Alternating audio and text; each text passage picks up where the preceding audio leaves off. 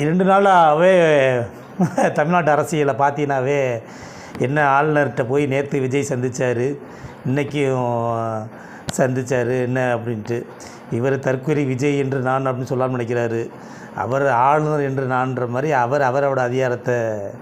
ஆனால் அவருக்கு என்னென்னா யாருக்காக இருந்தாலும் யார் அதிக எம்எல்ஏவை ஜெயிச்சிருக்காங்களோ அவங்கள கூப்பிட்டு சட்டமன்றத்துக்கு முதலமைச்சராக்கணும். சட்டமன்றத்தில் போய் வாக்கெடுப்பு மூலமாக ஒரு 2 நாளோ 5 நாளோ இல்லை 2 வாரமோ கொடுக்கலாம்.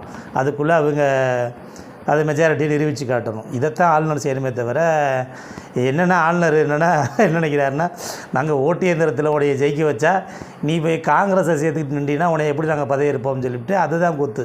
இன்னொன்று ஏன் கூப்பிடலன்னு நினைக்கிறிய வருங்க, கூப்பிடணும், அதில் மாற்றுக்கிறது இல்லை.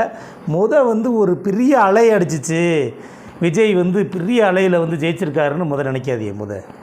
என்ன 140 இடம் 150 இடமா ஜெயிக்கலை, நீங்கள் ஜெயித்தது 108. அதில் அவர் 2 இடத்துல ஜெயிச்சிருக்காரு. ஒன்று ராஜினாமா பண்ணால் 107. அப்போ இன்னும் 12 பேர் வேணும். இப்போ இந்த எங்கள் திமுகவில் திமுககாரங்களாம் ஜெயிக்க வச்சா அவருங்க காங்கிரஸ், அது பதவி ஆசைக்காண்டி சுயநலத்துக்காண்டி. ஏன்னா அவங்களுக்கு 10 எம்பி கொடுக்கும்போதே நாங்களாம் நினச்சோம் இதெல்லாம் ஒன்றும் தகுதியே இல்லாத கட்சி காங்கிரஸ். 10 எம்பிக்கெலாம் அவர் முதலமைச்சர் அப்போயே ஒரு 5 தான் கொடுத்து 4-5 தான் கொடுப்பாருன்னு நினச்சோம். எப்படியே 10 கொடுத்துட்டார். ஏன்னா இந்த பிஜேபி எதிர்ப்பு அரசியலில் சரி ஒரு தேசிய கட்சி இருக்கணும் அப்படின்றதுனால காங்கிரஸுக்கு 10 கொடுத்தாங்க, 10ஐயும் ஜெயிக்க வச்சாங்க.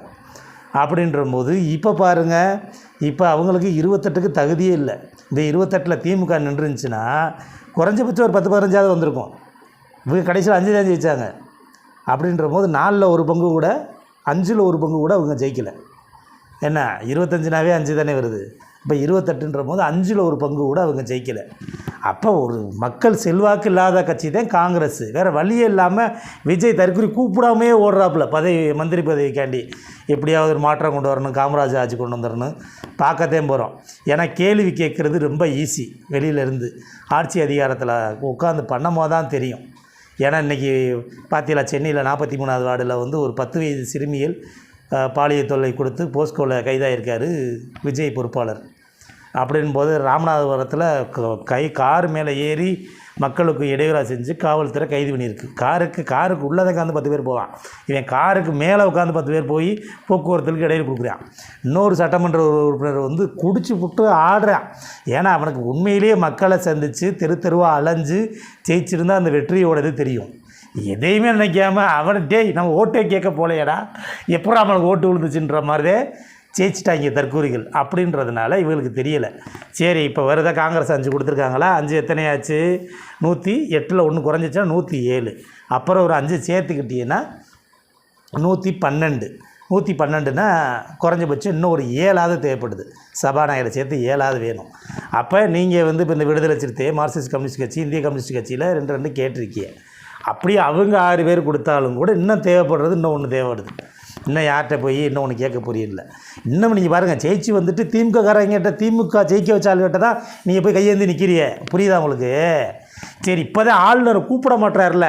இன்றைக்கி நாங்கள் திமுககாரங்களுக்கு பதில் சொல்ல, ஏன் ஆளுநர் கூப்பிடணும்? ஏன்னா தனி மெஜாரிட்டியில் யார் கூடுதலாக ஜெயிச்சிருக்காங்களோ அவங்கள கூப்பிடணும். அவங்க ஒரு வாரம் பதவியில் இருக்காங்க, 2 வாரம் இருக்காங்க. அதுக்கு எங்கிட்ட அவங்க பதவி பெருமை நிரூபிக்கலைன்னா பதவி டிஸ்மிஸ் ஆகிரும், ஒன்றும் இல்லாமல் போயிடும், அவ்வளோதான்.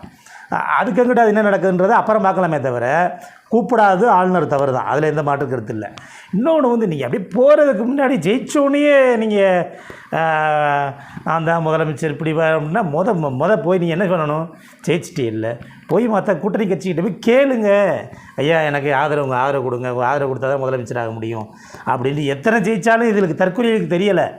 ஜெயிச்சிட்டா திமுக தோற்றுருச்சா, அதிமுக தோற்றுச்சா, அப்போனா நம்ம முதலமைச்சர் ஆகலாம். முதலமைச்சராகனா 234ல் 117 இருக்கணும், ஒன்று கூடுதலாக ஒன்று மெஜாரிட்டி இருக்கணும். அப்போ 118 வேணும்ல. அது கூட இந்த தற்கொலைகளுக்கு தெரியலை. இப்போ போய்கிட்டு அது சரி, ஆளுநரையாக கண்டித்து பேசுகிறீங்களா? அப்போயாது ஆளுநரை கண்டித்து பேசுதா? காங்கிரஸ் நாளைக்கு போராட்டம் எடுக்குது.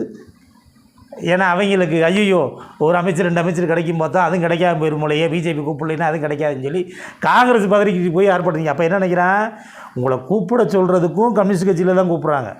திமுக என்ன சொல்லுது, முதலமைச்சர் சில பேர்